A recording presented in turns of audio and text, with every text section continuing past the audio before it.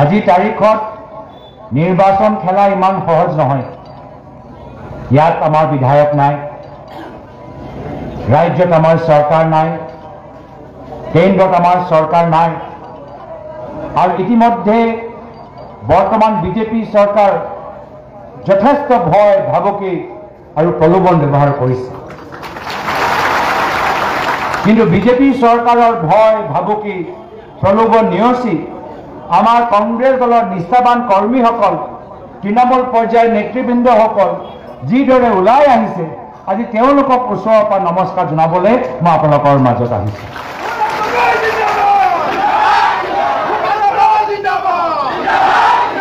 কংগ্ৰেছ দল এটা সাধাৰণ দল নহয়। আমাৰ দলৰ ইতিহাস আছে।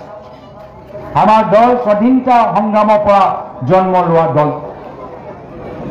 ক্ষমতা আমাৰ ওচৰত আছিল, ক্ষমতা কেতিয়াবা আমাৰ পৰা গুচি যায়, কিন্তু দল সদায় থাকে। আৰু আমাৰ দলৰ এটা বিশেষ পৰিচয় হ'ল যে আমি সদায় পৰিয়ালৰ দৰে থাকোঁ। অন্যান্য দলৰ দৰে আমাৰ মাত্ৰ আমি দলৰ ভিতৰত মাত্ৰ সংগঠন হিচাপে নহয়, মাত্ৰ সংগঠক হিচাপে আমি নাথাকোঁ। আমি এটা ডাঙৰ বৃহত্তৰ পৰিয়ালৰ সদস্য হিচাপে আমি থাকোঁ। এয়া হ'ল কংগ্ৰেছ দলৰ চিনাকি। আৰু সেইকাৰণে মই আপোনালোকক আহ্বান জনাইছোঁ যে পঞ্চায়ত নিৰ্বাচনত আমাৰ প্ৰাৰ্থীসকল নিজকে অকলশৰে ভাবিব নালাগে। তেওঁলোকে এই নিৰ্বাচনত অকলে যুঁজ দিয়া নাই। আমাৰ গোটেই এই লখিমপুৰ জিলা ঢকুৱাখানা বিধানসভা, আমাৰ ঘিলামৰা ব্লক কংগ্ৰেছ, আমাৰ প্ৰত্যেক কংগ্ৰেছ দলৰ কৰ্মী এটা বৃহত্তৰ পৰিয়ালৰ সদস্যৰ দৰে আমাৰ প্ৰাৰ্থীসকলৰ লগত থিয় দিব লাগিব। আৰু সেইকাৰণে মই আপোনালোকৰ ওচৰত আহি বিনম্ৰভাৱে অনুৰোধ কৰিছোঁ যে অলপ কষ্ট হ'ব। অহা 10 দিন আমাক কষ্ট কৰিব লাগিব। বিজেপি দল তেওঁলোকে সমান কষ্ট কৰিব, কিন্তু তেওঁলোকৰ ওচৰত অলপ সুবিধা বেছি থাকিব। কি সুবিধা থাকিব? ধন বল থাকিব, বহুবল থাকিব, আৰু প্ৰশাসনে বিজেপি দলে যি নিৰ্দেশ দিয়ে তাৰ অনুসৰি কাম কৰিব। কিন্তু আপোনালোকে নাভাবিব যে ধন বল বহুবল হ'লেই অসমৰ ৰাইজে ভয়ত তেওঁলোকে বিজেপি দলটোক ভোট দিব। নহয়, মই নিজে নিজৰ নিৰ্বাচনত দেখিছোঁ। যোৱা লোকসভা নিৰ্বাচনত কোটি কোটি টকা বিজেপি দলে খৰচ কৰিলে। বিধায়কসকল আহিলে, মন্ত্ৰীসকল আহিলে, মুখ্যমন্ত্ৰী আহিলে, এবাৰ নহয়, দুবাৰ নহয়, তিনিবাৰ, চাৰিবাৰ, কিমানবাৰ আহিলে। কিমান কোটি টকা তেওঁলোকে ঢালিলে মই তাৰ হিচাপ নাই। সেই দল ইমান অহংকাৰী হৈ গৈছিল, ভাবিছে যে তেওঁলোকে 3 লাখ ব্যৱধানত জিকি যাব। কিন্তু মই আমাৰ উজনি অসমৰ মানুহৰ আৱেগ, স্বাভিমান আৰু বিবেক শক্তিক মই শ্ৰদ্ধা কৰি আজি মই তেওঁলোকক কৃতজ্ঞতা জ্ঞাপন কৰিছোঁ যে যি দলে ভাবিছিল যে 3 লাখ ভোটৰ ব্যৱধানত ওলাই আহিব, তেওঁলোকে 1.5 লাখ ব্যৱধানত পিছ পৰি গ'ল।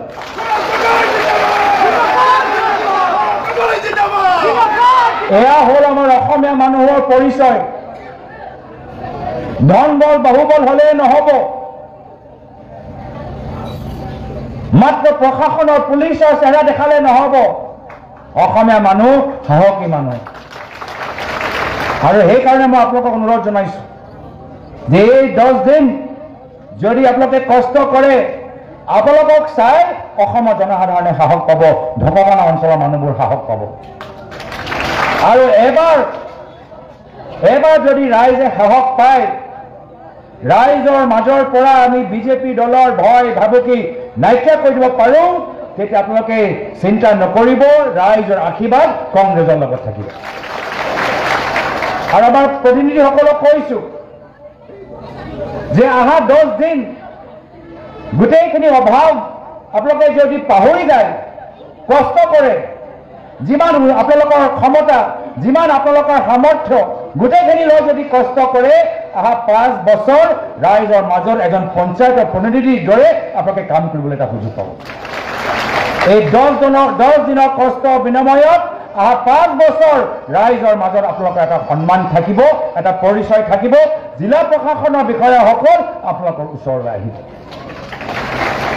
সেইকাৰণে বৃহত্তৰ এটা দীৰ্ঘদিনৰ বাবে এটা চিন্তা কৰক।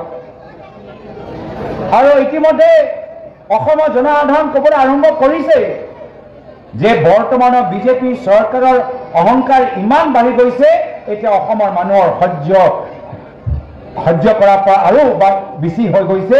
আৰু সেইকাৰণে অসমৰ জনসাধাৰণে কৈছে যে এইসকলৰ অহংকাৰ আমি আৰু সহ্য কৰিব নোৱাৰোঁ।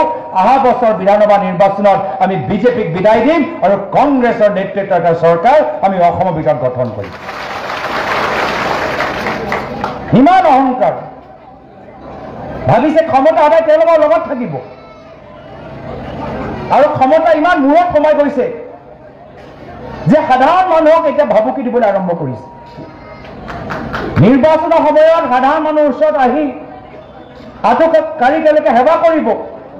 আৰু এতিয়া যেতিয়া তেওঁলোকে নিৰ্বাচিত হ'ল, এতিয়া সেই একে মানুহৰ ওচৰত গৈ এতিয়া ভাবুকি দিছে যে খবৰদাৰ কংগ্ৰেছক ভোট দিলে আপোনালোকৰ অৰুণোদয় আঁচনি কাটি দিম। ইমান সাহস ক'ৰ পৰা পালে? এই অৰুণোদয় আঁচনি কাৰ হয়? এইটো বিজেপি দলৰ কৰ্মীসকলৰ ব্যক্তিগত পইচা নহয়, আমাৰ কাম, আমাৰ কষ্ট কৰা অসমৰ মানুহৰ টেক্সৰ পৰা পইচা লৈ এই অৰুণোদয় আঁচনি দিয়া গৈছে। এইটো অৰুণোদয় আঁচনি কোনো মুখ্যমন্ত্ৰীৰ ব্যক্তিগত টকা পইচা নহয় যে নিজৰ ইচ্ছামতে যাক ভাল পায় তাক দিব। এয়া হ'ল আমাৰ অসমৰ খেতিয়কসকলে যে গোটেই কষ্ট কৰি পেট্ৰলৰ ডিজেলৰ ওপৰত যে এক্সাইজৰ ডিউটি দিয়ে, তাৰ পৰা ৰাইজৰ পৰা ধন লোৱাৰ পিছত এই চৰকাৰী আঁচনিবোৰ দিয়া গৈছে। আজি তেওঁলোকৰ এই অহংকাৰ আমাক ভাঙিব লাগিব। আৰু ৰাইজ এতিয়া সজাগ হৈছে। আৰু সেইকাৰণে বৰ্তমান চৰকাৰ অসমৰ জনসাধাৰণক সজাগ হোৱা দেখাৰ পিছত এতিয়া নিজে ভয় খাইছে। আৰু ভয় খোৱাৰ পিছত এতিয়া পুলিচক ব্যৱহাৰ কৰিবলৈ আৰম্ভ কৰিছে। মই যোৱা উপ নিৰ্বাচনৰ সময়ত দেখা পাইছোঁ, বিহালী উপ নিৰ্বাচনত দেখা পালোঁ, চামগুৰি উপ নিৰ্বাচনত দেখা পালোঁ যে কেনেদৰে পুলিচ বাহিনী নিজৰ নিৰপেক্ষ ভূমিকা পাহৰি, সংবিধানৰ ওপৰত লোৱা শপতটো পাহৰি আজি বিজেপি দলৰ হৈ আমাৰ কংগ্ৰেছৰ কৰ্মীসকলক ভাবুকি দিবলৈ বিচাৰিছে। আজি ৰাইজে বিচাৰ কৰিছে যে ইয়াৰ পূৰ্বে আমি কিমানবাৰ আমি পঞ্চায়ত নিৰ্বাচন আমি অসমৰ ভিতৰত উদযাপন কৰিছোঁ, কিন্তু কেতিয়াও এনেদৰে পুলিচৰ ভূমিকা আমি দেখা পোৱা নাই। আৰু সেইকাৰণে মই সকলোকে একগোট থাকিবলৈ কৈছোঁ। আমি যদি একত্ৰিত হৈ থাকোঁ, বিজেপি দল, প্ৰশাসনৰ পুলিচ জড়িত যিমানে হেঁচা দিয়ক, আমি একত্ৰতাত থাকিলে আমাক পৰাজিত কৰিব নোৱাৰিব, আমাক দুৰ্বল কৰিব নোৱাৰিব, আমাৰ সাহস ভাঙিব নোৱাৰিব। ৰাইজৰ আশীৰ্বাদ আমাৰ লগত আছে। ৰাইজে নিজে দেখিছে যে এই বৰ্তমান বিজেপি চৰকাৰ কিমানবাৰ আমাৰ লগত বিশ্বাসঘাতক কৰিছে। এতিয়া ইয়াত মহিলাসকলে আছে, মই মহিলাসকলকে সুধিবলৈ বিচাৰোঁ, মনত আছেনে চৰকাৰে কৈছিল আহক আহক ওলাই আহা, নাচি নাচি ওলাই আহা, গছ পুলি ৰোৱা, 10,000 টকা লৈ যোৱা। প্ৰত্যেক গাঁৱত মহিলাই নাচি নাচি ওলাই আহিলে। এতিয়া কোনে কোনে গছ পুলি ৰুলে হাত লাগি দিয়কচোন। এতিয়া 10,000 টকা কোনে পালে হাত লাগি দিয়কচোন। এয়া হ'ল বিজেপি, এয়া হ'ল বিজেপি দলৰ পৰিচয়। এতিয়া কথাটো হ'ল যে মানুহে গম পাই গৈছে, পুৰুষে গম পাই গৈছে, যুৱকে গম পাই গৈছে যে যি বিজেপি দলে কোটি কোটি চাকৰি দিয়া কথা কৈছিল তেওঁলোকে নোৱাৰিব। পুৰুষসকলে গম পাই গৈছে যে যি বিজেপিয়ে কৈছিল যে জাতি মাটি ভেটি তেওঁলোকে লৈ তেওঁলোকে কাম কৰিব, নাই কৰা। কিন্তু আইসকলক আপোনালোকক বিনম্ৰভাৱে অনুৰোধ জনাইছোঁ, সজাগ হওক। অমৃত কলৰ পইচা পালে নেকি? নাই পোৱা। অমৃত কলৰ পাইছে নেকি? নাই পোৱা। আৰু এটা যে ফৰ্ম বিলাইছিলে যোৱা বছৰ, মনত আছেনে নাই? লখপতি বাইদেউ গোটেই দিন তাতে গ'ল, নিজৰ টকা পইচা খৰচ কৰি বিজেপি সভাত বহি থাকিলে, ফৰ্ম চহী কৰিলে। 1 বছৰ পাৰ হৈ গ'ল, লখপতি বাইদেউ কোনোবা আছে নেকি? এয়া হ'ল বিজেপি। খালি ফৰ্ম ওপৰত চহী লৈ থাকিব, আপোনালোকৰ ফৰ্ম ওপৰত চহী লৈ থাকিব, কিন্তু আপোনালোকৰ হৈ কাম নকৰে।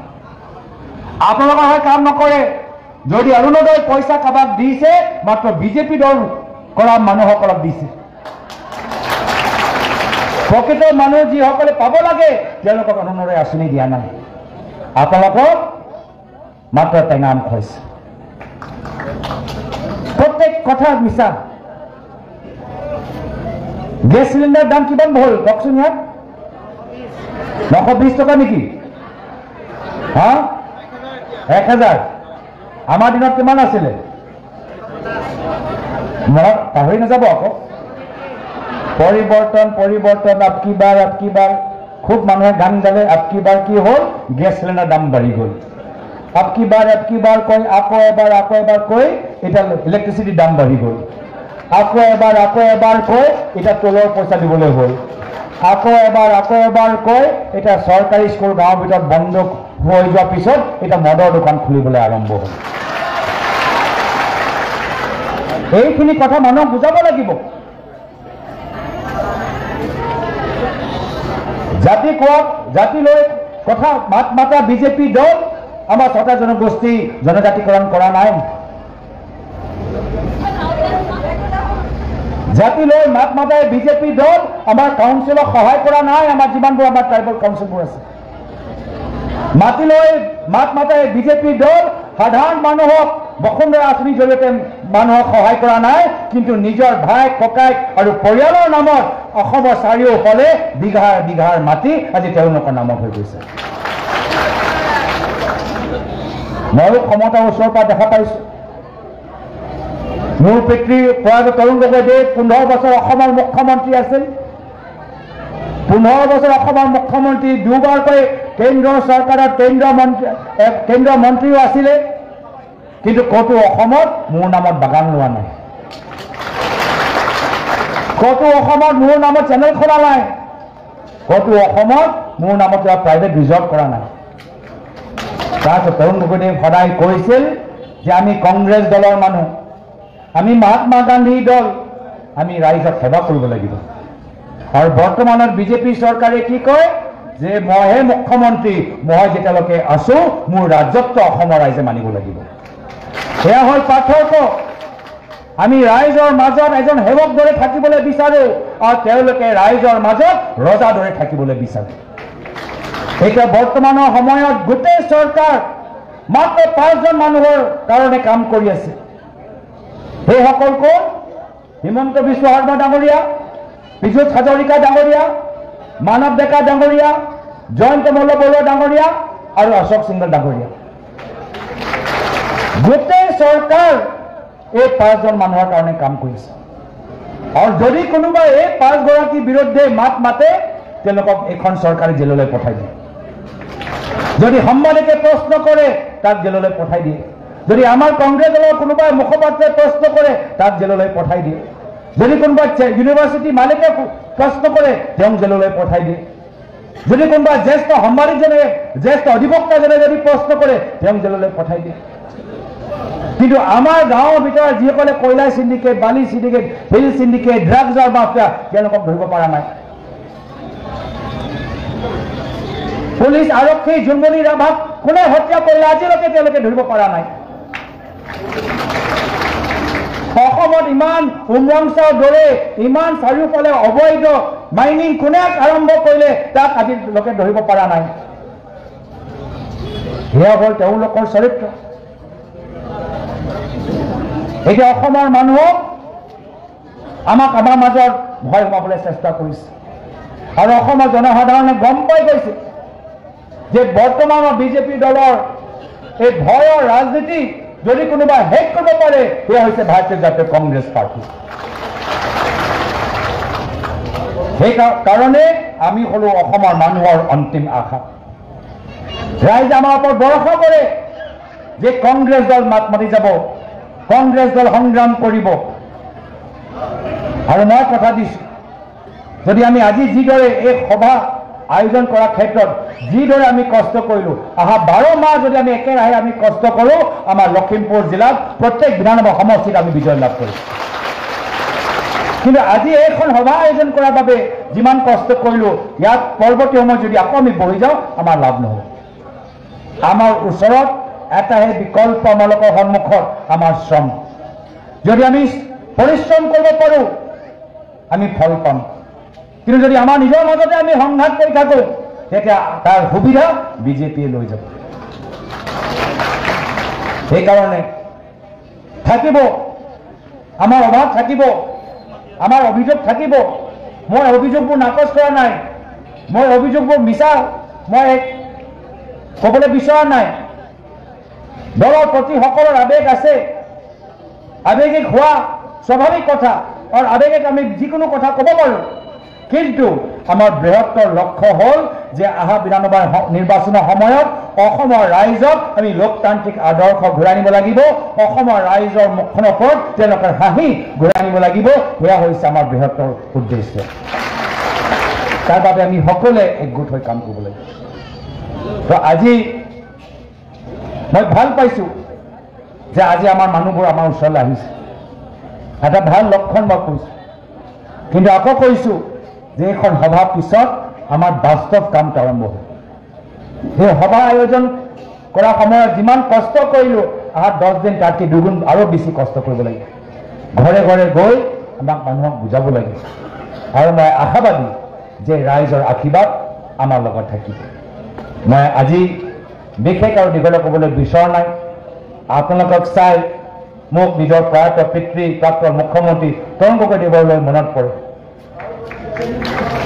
তেওঁ এই বিহু বতৰত সকলোৰ লগত সহজ সৰলভাৱে মিলি যায়, নাচে হাঁহে। আজি তেওঁ য'তে আছে নিশ্চয় আমাক ওপৰৰ পৰা আশীৰ্বাদ কৰি আছে। মই আশা কৰোঁ যে যিদৰে আমাৰ জ্যেষ্ঠসকলে সেই দিনত কষ্ট কৰিছিল, আজি বৰ্তমানত এই ৰাজনৈতিক পৰিস্থিতিত নৱপ্ৰজন্মই একেদৰে কষ্ট কৰিব। মই পুনৰবাৰ আমাৰ মণ্ডল কংগ্ৰেছ, ব্লক কংগ্ৰেছক আজি এই সভা আয়োজন কৰাৰ বাবে ধন্যবাদ জ্ঞাপন কৰিছোঁ। ৱাৰ্ড মেম্বাৰ, আঞ্চলিক পঞ্চায়তৰ প্ৰাৰ্থীসকল, জিলা পৰিষদৰ প্ৰাৰ্থীসকলক মোৰ আন্তৰিক শুভেচ্ছা জ্ঞাপন কৰিছোঁ। আৰু আশা কৰোঁ যে পৰৱৰ্তী পঞ্চায়ত নিৰ্বাচনত যেতিয়া ফলাফল ভাল হ'ব, তাৰপিছত আকৌ মই আপোনালোকৰ মাজত আহি আকৌ আমি সকলোৱে এনেদৰে আমি একত্ৰিত হৈ আমি আৰু কথাবোৰ পাতিম। আজি তাৰিখত এইখিনিয়ে কথা কৈ ইয়াতে নিজৰ চমু দুআষাৰ সামৰিছোঁ। ধন্যবাদ। জয় হিন্দ, জয় আই অসম।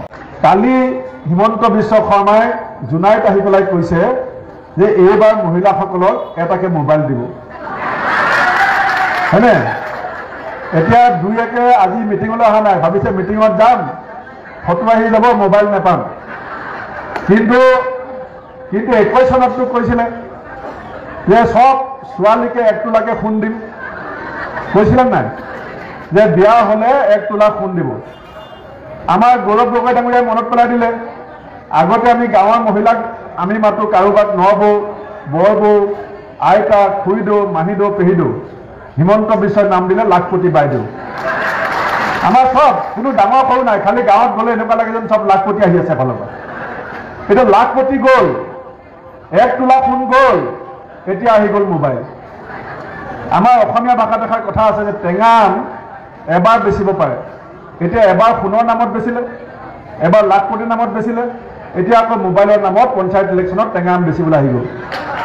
গতিকে আপোনালোকে নিজেই চিন্তা কৰিব যে এনেকুৱা সময়ে সময়ে কিছুমান কাণ ভাল লগা কথা কোৱা মানুহক কাণখন কথাটো শুনি ভাল লাগি গ'ল বুলিয়ে আমি বিশ্বাস কৰাটো ভাল হ'ব নে নহয়? কাৰণ তেওঁক বিজেপিক আমাৰ অসমৰ মানুহে যোৱা সময়ছোৱাত কেইবাটাও ইলেকশ্যন জিকাই দিলে। 3বাৰ MP ইলেকশ্যন জিকালে, 2বাৰ MLA ইলেকশ্যন জিকালে। প্ৰতিটো ইলেকশ্যনত কয় 6 জনগোষ্ঠীৰ জনজাতিকৰণ হ'ব। আহোম, চুতীয়া, মটক, মৰাণ, আমাৰ চাহ জনগোষ্ঠী, কোচ, এইসকলক জনজাতি কৰিম বুলি কৈ থাকে। ব্ৰহ্মপুত্ৰখন খানি 2 পাৰে এক্সপ্ৰেছ হাইৱে বনাম বুলি ক'লে। 2 পাৰে এক্সপ্ৰেছ হাইৱে বনাই দিম, বানপানী নাইকিয়া হৈ যাব। এতিয়া আমাৰ ঢকুৱাখানাত যিটো বানপানী গৰাখহনীয়াৰ সমস্যা, যদি আহি পেলাই চৰকাৰে কৈ দিয়ে যে আমাক ভোট দিয়ক বানপানী নাইকিয়া কৰি দিম, কিয় মানুহে বেয়া পাব কিন্তু আমি কিমান দিন বাদ চাম এই চৰকাৰ এতিয়া 9 বছৰ কাৰ্যকাল উঠি গ'ল আৰু মাত্ৰ এবছৰ আছে 9 বছৰ যিবিলাক কাম কৰিব নোৱাৰিলে যিবিলাক কাম কৰিবলৈ চেষ্টা নকৰিলে তাৰপাছত বাৰে বাৰে যদি আমি বিজেপিকে ভোট দি থাকো আমাৰ ভৱিষ্যতটো কি হ'ব হিমন্ত বিশ্ব শৰ্মাই যেতিয়া আমাৰ মুখ্যমন্ত্ৰী তৰুণ গগৈ ডাঙৰীয়াক এনেকুৱা মিটিংবিলাকত মাইকত প্ৰশ্ন সোধে যে তৰুণ গগৈ ডাঙৰীয়া অসমত 24 লাখ নিবনুৱা আছে এই 24 লাখ নিবনুৱাৰ সংস্থাপন আপুনি কেতিয়া দিব এটা তেওঁ নিজে মুখ্যমন্ত্ৰী হ'ল নিবনুৱা সমস্যা সমাধান কৰিম বুলি কৈ এটা হিমন্ত বিশ্ব শৰ্মা যেতিয়া অসমৰ মুখ্যমন্ত্ৰী হ'ল যোৱা 2024 চনৰ অক্টোবৰ মাহত 16,800টা চাকৰিৰ কাৰণে ইণ্টাৰভিউ হৈছিল 16,800 চাকৰিৰ কাৰণে যেতিয়া ইণ্টাৰভিউ হ'ল তেতিয়া ইণ্টাৰভিউ কিমান দিলে 32 লাখে হিমন্ত বিশ্ব শৰ্মাৰ হিচাপ মতে এতিয়া এই চৰকাৰৰ দিনত 10 লাখতকৈ বেছি 12,34,000 নিবনুৱা অসমত বৃদ্ধি পালে আজি 36,34,000 নিবনুৱাৰ ভৱিষ্যতক লৈ তেওঁলোকৰ চিন্তা নাই আপুনি যদি সোধে যে আমি কেনেকৈ চলিম আমাৰ ল'ৰা ছোৱালী কেনেকৈ চলিব আমাৰ ঘৰ সংসাৰ কি হ'ব তেতিয়া হিমন্ত বিশ্বই উত্তৰ দিয়ে 1250 টকা অৰুণোদয় দি আছো নহয় 1250 টকা অৰুণোদয় দিছে লাইটৰ বিল 3 গুণ বঢ়াই দিলে দৰবৰ দাম বঢ়াই দিলে স্কুলৰ কাপোৰ কানি গাড়ী ভাড়া আলুগুটি দালি মিঠাতেল পিঁয়াজ সব বস্তুৰ দাম দুগুণ 3 গুণ বঢ়াই দিয়াৰ পাছত 1250 টকাত ঘৰ চলিব পাৰে নেকি তাকো 1250 সবে পাইছে নেকি অৰুণোদয় কোনে নাই পোৱা হাতটো দাঙি দিয়কচোন যদি ইমানখিনি মানুহে ঘিলামৰাত অৰুণোদয় পোৱাই নাই শতকৰা 10 গৰাকী 15 গৰাকী মানুহ তাকো বাছি পেলাই দিছে আমি কংগ্ৰেছ দলে সিদ্ধান্ত লৈছো আমি অসম প্ৰদেশ কংগ্ৰেছ কমিটিয়ে সিদ্ধান্ত লৈছো ৰাইজ আমাক আশীৰ্বাদ দিয়ক আমাক সহায় দিয়ক আমাক শক্তি দিয়ক আমাৰ কংগ্ৰেছ চৰকাৰ আহিলে আমি অসমৰ প্ৰত্যেকগৰাকী সাধাৰণ মহিলাক প্ৰতি মাহৰ 9 তাৰিখে তেওঁলোকৰ একাউণ্টত 3500 টকাকৈ 9 লক্ষী আঁচনি আমি ভৰাই দিম আমি দিম আমি ৰাহুল গান্ধীয়ে যি কথা কয় সেই কথা হাতে কামে কৰি দেখায় কৰ্ণাটকত কংগ্ৰেছ চৰকাৰ তেলেংগানাত কংগ্ৰেছ চৰকাৰ হিমাচলত কংগ্ৰেছ চৰকাৰ গেছ চিলিণ্ডাৰৰ দাম 500 টকা আমি অসমতো সিদ্ধান্ত লৈছো যেতিয়া কংগ্ৰেছ চৰকাৰ কংগ্ৰেছ আহিব ক্ষমতালৈ আপোনাৰ পদূলি মুখত 500 টকা চিলিণ্ডাৰ স্মাৰ্ট মিটাৰ লগাই পেলাই যি অত্যাচাৰ আৰু লুণ্ঠন আৰম্ভ কৰিছে আমাৰ গাঁৱৰ মানুহে 500 টকা বিল দিয়া এতিয়া সেই পৰিয়ালটোৱে 1500-2000 টকা বিল দিব লাগে আজি গাঁৱৰ মানুহে ইলেক্ট্ৰিচিটি বিলখন আহিলে কপালৰ খিৰ থুপ খাই যায় এনেকুৱা পৰিস্থিতিত সাধাৰণ মানুহ জীয়াই কেনেকৈ থাকিব আমি কংগ্ৰেছ দলে সিদ্ধান্ত লৈছো আমাৰ চৰকাৰ যেতিয়া প্ৰতিষ্ঠা হ'ব আমি প্ৰত্যেকটো সাধাৰণ পৰিয়ালক 200 ইউনিট বিজুলী বাতি আমি ফ্ৰীকে দিবৰ কাৰণে সিদ্ধান্ত লৈছো আজি এই কামবিলাক আমি কৰ্ণাটকত তেলেংগানাত কৰি আছো ৰাহুল গান্ধীৰ সপোন আছে আমাৰ কংগ্ৰেছ নেতাসকলৰ সপোন আছে যে আমি অসমৰ সাধাৰণ মানুহক আৰ্থ সামাজিক বিকাশৰ ক্ষেত্ৰত আগুৱাই নিবৰ কাৰণে কৃষকৰ উপাৰ্জন দুগুণ কৰিবৰ কাৰণে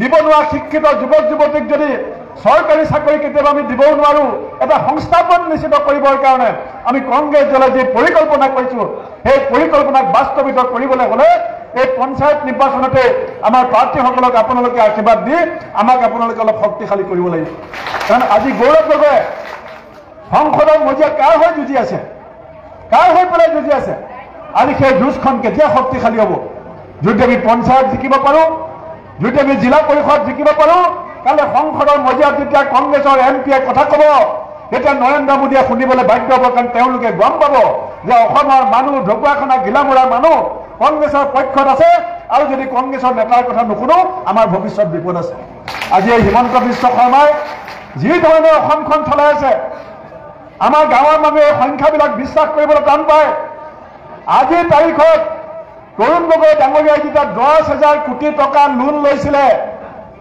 তেতিয়া হিমন্ত বিশ্ব শৰ্মাই গগৈ ডাঙৰীয়াক বিধানসভাত দেশত 2 সজাব বিচাৰিছিলে 10,000 টকা লোন লোৱা তৰুণ গগৈ ডাঙৰীয়াক যিজন হিমন্ত বিশ্ব শৰ্মাই দেশত 2 সজাব বিচাৰিছিলে এটা সেইখন অসমৰ প্ৰত্যেকগৰাকী মানুহৰ মূৰৰ ওপৰত আজি 1.5 লাখ কোটি টকা ধাৰত এই অসমখন আজি পুত খাই আছে 1.5 লাখ কোটি টকা ধাৰ ল'লে হিমন্ত বিশ্বই আৰু মাহত 20 কোটি টকা খৰচ কৰি তেওঁ হেলিকপ্টাৰ লৈ পেলাই ঘূৰি আছে আমাৰ লাইটৰ বিল দিবলৈ পইচা নাই ল'ৰা ছোৱালীক বিহুত কাপোৰ কিনি দিবলৈ পইচা নাই খেতিয়কৰ গৰু হাল কিনিবলৈ পইচা নাই, মানুহৰ দৰৱ খাবলৈ পইচা নাই, আৰু মুখ্যমন্ত্ৰীয়ে লোন লোৱা পইচাৰে 20 কোটি টকা হেলিকপ্টাৰ চলাইছে।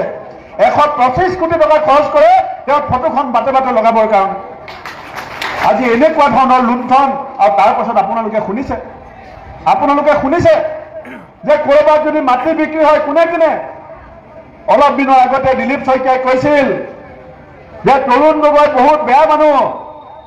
মই তেতিয়া দিলীপ শইকীয়াক সাংবাদিকৰ আগত টিভিত সুধিছিলোঁ যে তৰুণ গগৈ কেনেকৈ বেয়া মানুহ হ'ল? তেওঁতো বাগান কিনা নাই, তেওঁ স্কুল বনোৱা নাই নিজৰ নামত, টিভি চেনেল নাই, পেপাৰ কিনা নাই, ৰিচৰ্ট বনোৱা নাই, আৰু আজিৰ তাৰিখত ৰাইজ হিমন্ত বিশ্বই যে কৈ থাকে যে অসম বিকাশ হৈছে, বিকশিত অসমৰ অনিৰুদ্ধ যাত্ৰা বুলি যে কয়, এইটো বিকশিত অসমৰ অনিৰুদ্ধ যাত্ৰা নহয়, এইটো হিমন্ত বিশ্ব শৰ্মাৰ বিকাশ হৈছে, আৰু তেওঁ সম্পত্তিৰ অনিৰুদ্ধ যাত্ৰা হৈছে।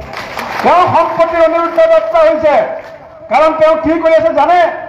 আজিৰ তাৰিখত সমগ্ৰ ভাৰতবৰ্ষৰ ভিতৰত তেওঁ যে কৈ থাকে যে অসম ভাৰতবৰ্ষৰ ভিতৰত শীৰ্ষ 5খন ৰাজ্যলৈ যাব। অসম হিমন্ত বিশ্বই ইণ্ডিয়াত টপ 5 হ'ব। এতিয়া 1 নম্বৰ কি জানে?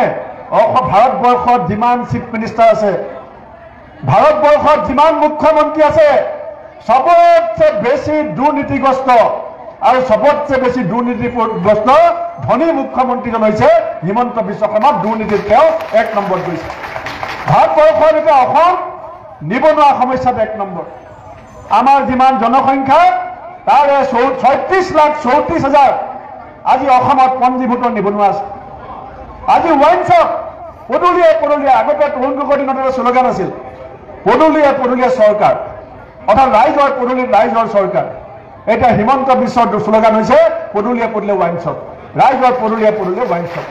এতিয়া তেওঁৰ কথা হৈছে কোনো যুৱ প্ৰজন্ম, কেইটামান মুছলিমীয় পৰিয়ালৰ মানুহক বাদ দি অসমৰ যুৱ প্ৰজন্মক এসময়ত ব্ৰিটিছে যেনেকে কানি খুৱাই পেলাই পংগু কৰিছিলে, এতিয়া বিজেপিয়ে গোটেই অসমৰ যুৱ প্ৰজন্মক মদ খুৱাই পেলাই পংগু কৰিব বিচাৰিছে। ইয়াৰ বিৰুদ্ধে আমি শক্তিশালী প্ৰতিবাদ কৰাৰ সময় আহিছে। ৰাইজসকল সন্ধ্যা লাগি আহিছে, আপোনালোক বহুত দূৰৰ পৰা মানুহ আহিছে। মই বহুত দীঘলীয়া কথা নকওঁ, কিন্তু মই এষাৰ কথা খালি কওঁ যে এই নিৰ্বাচনটো অকল আমাৰ জিলা পৰিষদৰ প্ৰাৰ্থীকেইজনৰ ভাগ্য খেল নহয়। আমাৰ কাউন্সিলৰ কেইজনৰ জিকা হৰাতে এই নিৰ্বাচনটো সীমাবদ্ধ নহয়। এইটো বহাগ মাহ, অহা বছৰ এতিয়া মে' মাহৰ 2 তাৰিখে আমি ভোট দিম। অহা বছৰ 10 মে' তাৰিখে হিমন্ত বিশ্ব শৰ্মাৰ কাৰ্যকাল অন্ত পৰিব। 10 মে' তাৰিখে হিমন্ত বিশ্ব শৰ্মাৰ কাৰ্যকাল অন্ত পৰাৰ পাছত এঘণ্টাও যাতে হিমন্ত বিশ্ব দিছপুৰত থাকিব নোৱাৰে, সেই ৰাস্তাটো কটকটীয়াকে বনাবৰ কাৰণে আমাৰ প্ৰাৰ্থীসকলক আপোনালোকে হাতৰ চিনত ভোট দি জয়যুক্ত কৰিব লাগিব। কাৰণ বিধানসভা জিকিবলৈ হ'লে পঞ্চায়ততে তাৰ ভেটি নিৰ্মাণ হ'ব লাগিব। আৰু পঞ্চায়ত তেওঁলোকে ক'ব পাৰে যে দিছপুৰত বিজেপি আছে, ইয়াত কংগ্ৰেছ জিকিলে কি হ'ব? দিছপুৰত বিজেপি থাকে আৰু কোন থাকে এইটো ভয় খাব নালাগে। দেশখন আইনৰ মতে চলে, দেশখন চলিবৰ কাৰণে নিয়ম আছে। জিলা পৰিষদৰ পইচা বিজেপিৰ কোনো নেতাৰ বাপেকৰ ঘৰৰ পৰা দিব নালাগে, পঞ্চায়তৰ পইচা বিজেপিৰ কোনো মন্ত্ৰীৰ পকেটৰ পৰা দিব নালাগে। আইন মতে যি টকা পাব লাগে এখন পঞ্চায়তৰ এখন জিলা পৰিষদে, সেই টকা দিবলৈ আমি কংগ্ৰেছ দলে বাধ্য কৰিম। এই পঞ্চায়ত নিৰ্বাচন হিমন্ত বিশ্ব শৰ্মাই পাতিব বিচৰা নাছিলে, তেওঁলোকে ক্ষমতা কেন্দ্ৰীভূত কৰিব বিচাৰে। আমি অসম কংগ্ৰেছে কৈছিলোঁ যে যদি পঞ্চায়ত নিৰ্বাচন নেপাতে আমি গুৱাহাটী হাইকোৰ্টত গৈ পেলাই কেছ দিম, আৰু আমি কেছ দিম বুলি ভয় খোৱাৰ কাৰণে হিমন্ত বিশ্ব শৰ্মাই পঞ্চায়ত পাতিবলৈ বাধ্য হৈছে। সেইকাৰণে ৰাইজ এইখন চৰকাৰৰ সময় চমু চাপি আহিছে। হিমন্ত বিশ্ব ৰাতি এতিয়া শুব নোৱাৰে, ভয়ত কঁপি থাকে। কাৰণ আমি কংগ্ৰেছ দলে সিদ্ধান্ত লৈছোঁ, আমাৰ চৰকাৰ অহাৰ লগে লগে SIT বনাই তেওঁ যি লুণ্ঠন কৰিছে, তেওঁ যি অবৈধ সম্পত্তি, এই সম্পত্তি আমি বাজেয়াপ্ত কৰি আমাৰ চৰকাৰৰ ঘৰলৈ আমি ঘূৰাই আনিম। আৰু সেইকাৰণে তেওঁ ইলেকশ্যন হাৰিবলৈ ভয় খায়। ৰাইজক তেওঁ ভয় নকৰোঁ বুলি ভাবে। মই ৰাইজ আপোনালোকক কৈ গ'লোঁ, এই পঞ্চায়ত নিৰ্বাচনত হিমন্ত ঘৰুৱাই দিয়ক, আপুনি চাব বিজেপি মানুহ গাঁৱলৈ আহিবলৈ ভয় কৰা হ'ব। কাৰণ যি ধৰণে লুটপাট হৈছে, অলপ দিনৰ আগতে আপোনালোকে দেখিছিলে এপেক্স বেংকত এজন বিজেপিৰ MLA খালে 60 লাখ, এজন বিজেপিৰ MLA খালে 80 লাখ, এটা বেংক ধ্বংস কৰি দিলে। সিদিনাখন টিভিত ওলাইছে টিভিত ভাইৰেল হৈ আছে যে পীযুষ হাজৰিকাৰ সিন্ডিকেট, আলুগুটি সিন্ডিকেট, পানৰ সিন্ডিকেট, তামোলৰ সিন্ডিকেট, মাছৰ সিন্ডিকেট, কণীৰ সিন্ডিকেট, কয়লাৰ সিন্ডিকেট, মাহে 25 লাখকৈ টকা লয়। এজন মন্ত্ৰীয়ে যদি সিন্ডিকেটৰ নামত, আমি বজাৰত কিনা বস্তুবিলাকৰ নামত যদি বেপাৰীবিলাকৰ পৰা 25 লাখকৈ টকা খায়, তে বজাৰত লাগিছে জুই আৰু মন্ত্ৰীকেইটা আছে শুই। আজি এই কথাবিলাক আপোনালোকে চিন্তা কৰিব।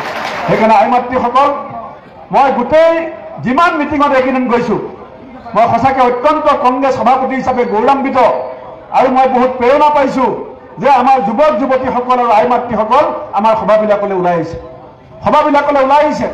মই এষাৰ কথাই ক'ম যে কেইটামান বেয়া মানুহে আমাৰ অসমখনক ধ্বংস কৰিব বিচাৰিছে। এই বেয়া মানুহকেইটাৰ পৰা আমি অসমখন বচাব লাগিব আৰু অসমখন বচাবলৈ হ'লে আমি যিবিলাক ভাল মানুহ বুলি নিজকে ভাবোঁ, আমি ভাল মানুহবিলাকে মনে মনে বহি থাকিলে নহ'ব। ভাল মানুহবিলাক মনে মনে বহি থাকিলে নহ'ব।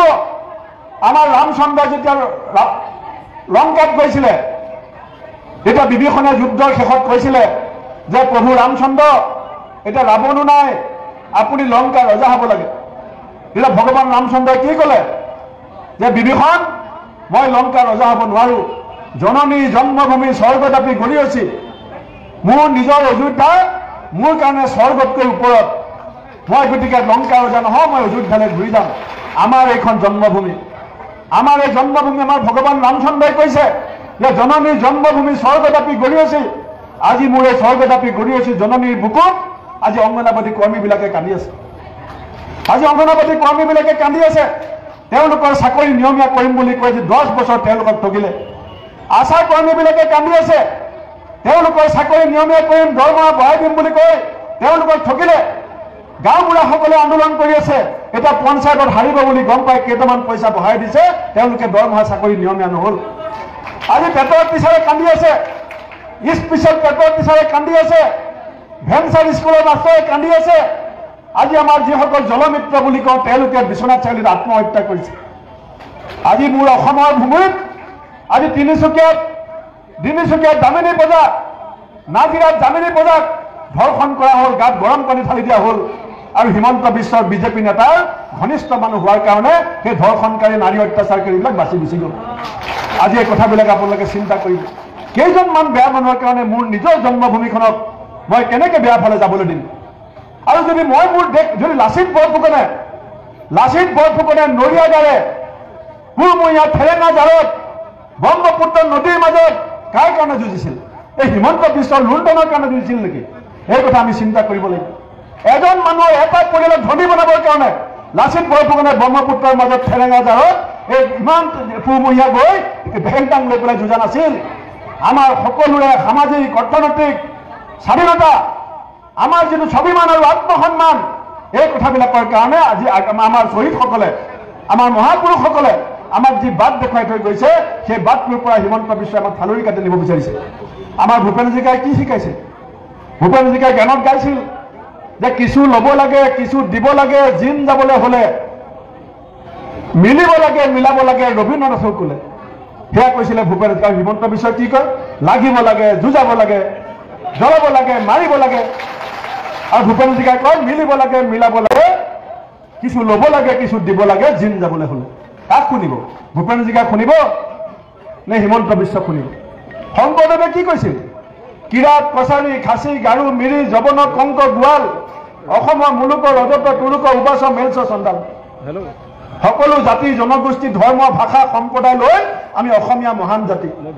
আৰু হিমন্ত বিশ্বই কি কয়? সেইফালে গ'লে ক'ব আহোম, অনা আহোম, চুতীয়া, অনা চুতীয়া, কাৰ্বি, অনা কাৰ্বি, বড়ো, অবড়ো, মিয়া, অসমীয়া। আৰু শংকৰদেৱে কৈছে যে সকলো একেই, সকলোৰে আত্মা গন্ধৰ্বৰ শিয়ালৰ, সকলোৰে আত্মাৰ আম। আৰু হিমন্ত বিশ্বই কয় নহয়, চব বেলেগ বেলেগ। শংকৰদেৱক শুনিব, ভূপেন হাজৰিকাক শুনিব, জ্যোতি বিষ্ণু ভনী শৰ্মাক শুনিব নে আপোনাৰ হিমন্ত বিশ্ব শৰ্মা, যোনে খালি জ্বলাব লাগে, ভাঙিব লাগে, মাৰিব লাগে, কাটিব লাগে, লুটিব লাগে, অকল সেইটোৱে কৰি আছে। সেইকাৰণে ৰাইজসকল, এতিয়া যিটো পৰিস্থিতি চলি আছে, এই পৰিস্থিতিত কিন্তু আমি, আমাৰ যিখিনি মানুহৰ বয়স হৈছে, এইখিনিতো সময় গৈ আছে। আমি যদি সমাজখন ঠিক কৰি থৈ নাযাওঁ, আমি যিখিনি মানুহে চকু মুদা সময় আহিব, তেতিয়া কিন্তু আমাৰ আক্ষেপ থাকিব যে কেনেকুৱা এখন সমাজত মই মোৰ ল'ৰাটো মোৰ নাতিটো এৰি থৈ যাম। আৰু মোৰ ল'ৰাটোৱে নাতিটোৱে মোক এদিন প্ৰশ্ন সুধিব যে হিমন্ত বিশ্ব শৰ্মাই যেতিয়া জাত পাতৰ ৰাজনীতি কৰিছিল, সমাজখন ভাঙিব খুজিছিল, বিভাজনৰ ৰাজনীতি কৰিছিল, দেউতা ককা দেউতা তুমি কিয় মনে মনে বহি থাকিলা, তুমি কিয় সমাজখন ঠিক ঠাককৈ নাৰাখিলা, এই বুলি কিন্তু আমাৰ ল'ৰা ছোৱালীয়ে প্ৰশ্ন সুধিব। ৰাইজসকল, ঘৰত যেতিয়া জুই লাগে ফায়াৰ ব্ৰিগেড মাতিলে জুই আহি নুমাই দিব। ঘৰত যেতিয়া জুই লাগিব ফায়াৰ ব্ৰিগেড মাতি আনি জুই নুমাব পাৰিব। কাৰোবাৰ যেতিয়া বেমাৰ হ'ব 108ত ফোন কৰিলে এম্বুলেন্স আহি পেলাই আপোনাক ডাক্তৰৰ তাত নি পেলাই বচাই দিব। চাইনা বৰ্ডাৰত যদি জুই লাগে, যুদ্ধ হয়, আমাৰ BSF আছে, বৰ্ডাৰ চিকিউৰিটি ফ'ৰ্চ আছে, আমাৰ দেশখন বচাব। কিন্তু সমাজখনত যদি জুই লাগে, কালি যে হিমন্ত বিশ্বই কৈছে যে কংগ্ৰেছে চিম্বলটো বদলাই দিব লাগে, তেওঁ সমাজখনত জুই লগাব বিচাৰিছে। সমাজখনত জুই লগালে ফায়াৰ ব্ৰিগেডে বচাব পাৰিবনে? এম্বুলেন্সে সেই বেমাৰ ভাল কৰিব পাৰিবনে? সেইকাৰণে ৰাইজসকল, এই পঞ্চায়ত নিৰ্বাচনে হৈছে বিজেপিৰ পদুম ফুলৰ শিপা দিছপুৰৰ পৰা উভালি ব্ৰহ্মপুত্ৰত পেলোৱাৰ যুদ্ধখন অহা 2 মে'ত পঞ্চায়ত নিৰ্বাচনৰ প্ৰাৰ্থীসকলক হাতৰ চিনত ভোট দি আমি সকলোৱে মিলি আমি আৰম্ভ কৰিব লাগিব। আৰু আপোনালোক সকলোৱে, মই বুজি পাইছোঁ আপোনালোকে কংগ্ৰেছক ভোট দিব, কিন্তু আপোনালোকৰ কেৱল ভোটটোৱে এওঁলোক জিকিব নোৱাৰিব। আপোনালোক সকলোৱে অহা 10টা দিন ঘৰৰ সকলো কাম বন বাদ দি, দহু বন বাদ দি, ৰ'দ বৰষুণ বাদ দি, ওচৰ চুবুৰীয়া জ্ঞাতি স্বজন, ইষ্ট কুটুম, ভাই বন্ধু, পৰিয়াল সকলোৰে সৈতে আলোচনা কৰি কথা বতৰা পাতি ঢকুৱাখানা সমষ্টিত কংগ্ৰেছৰ পতাকা আকাশৰ মাজত উৰুৱাবৰ কাৰণে চেষ্টা কৰিব। এইখিনিকে কামনা কৰি মোৰ বক্তব্য সামৰিছোঁ। বন্দে মাতৰম, জয়।